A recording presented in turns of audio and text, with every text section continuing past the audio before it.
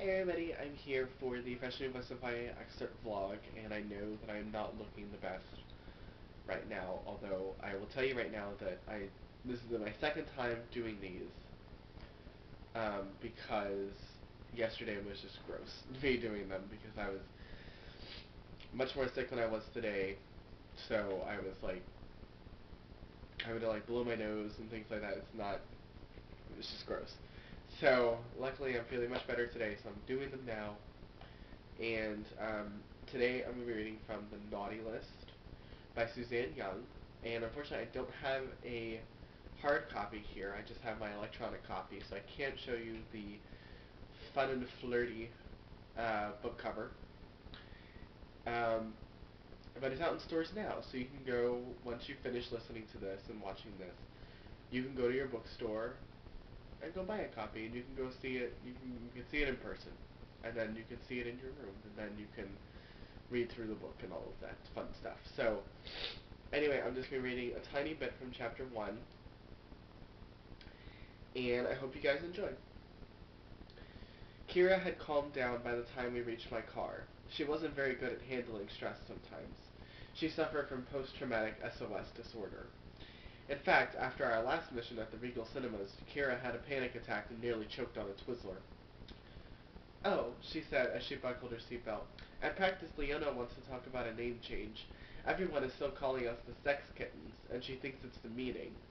Kira breathed on the passenger window and then traced K Heart D into it.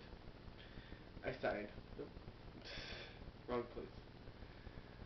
I sighed. We'd had this conversation before. "I understand, but just because we've agreed to stop using the name doesn't mean the rival schools will. We cheer for the Wildcats, Kay. It makes sense that with our good looks they'd come up with Sex Kittens. I give them credit for being clever." Truth was, I did think the name was offensive, which was why I took it upon myself to call us the Smitten Kittens whenever possible. It had a much better connotation, and besides, it rhymed. Still, most of the boys at school called us the Sex Kittens, including my boyfriend. Technically, our name was the Society of Smitten Kittens, SOS, only without the K. Acronyms were ridiculously hard, plus SOS sounded way more official than SOSK. "You're right," Kira said, adjusting the aim on the heater vents. "And honestly, I don't mind being a sex kitten. It's way better than being a cougar, right?" We both laughed. The rival squad at Templeton High was totally lame.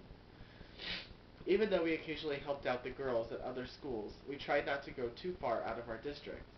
It was harder to get accurate information, and it made carpooling difficult. But we prided ourselves on being an equal opportunity operation. When my car heated up, I shifted into gear and began driving toward Kira's apartment complex. She lives in the Marshall District, an older section of town on the other side of the freeway. It was mostly duplexes and mom-and-pop shops, but it was closer to the mall, which Kira was stoked about, especially since she didn't have a car. "Just remember," I said, as I stopped at a red light, "if we act like the name bothers us, they'll only use it more. What's the Smitten Kitten motto?" "Never let them see you sweat," she announced, looking proud to have remembered this time. "Exactly, because kittens don't sweat." I bit on my lip as the light changed to green. I wanted to believe those words, but sometimes in this business, perspiration was unavoidable. I'd known back when we'd first started that SOS would be a hard gig, harder than a double flip basket catch. It was 2 years ago when our cheerleading captain, Mary Rudick, had been cheated on. Her boyfriend, Kyle, had been the Wildcats' power forward and an all-around nice guy, or so we'd thought. Turns out he'd been running a screen. At a playoff game, a girl showed up, obviously from a rival school because she seriously lacked school spirit, and stomped down the bleachers in heels during halftime. We were all waiting on the sidelines for a signal to go out and cheer when the girl came over, not even dressed in our colors. She asked Mary if she was still dating Kyle, and Mary, always polite, said that she was indeed his girlfriend. But instead of congratulating her, the girl laughed right in Mary's face. She said that for the past year, Kyle had been seeing her and that Mary needed to back off. Turns out Kyle had been sleeping with both of them. As the girl spoke, Mary had just stood there, completely silent. I felt like I had to do something to stop the self-esteem assault, so with emergency captain authority, I told the girl to leave. Very sternly. She gave a little smirk before shoulder bumping me and exiting the gymnasium. The buzzer had sounded, signaling time for our halftime cheer, but Mary didn't move. Her pom-poms dropped to the wood floor with a double thwack. My heart broke, and then my adrenaline kicked in. I marched out onto center court, soon followed by the others. I cheered my stuffing out. The power was amazing as the crowd reacted to my every word.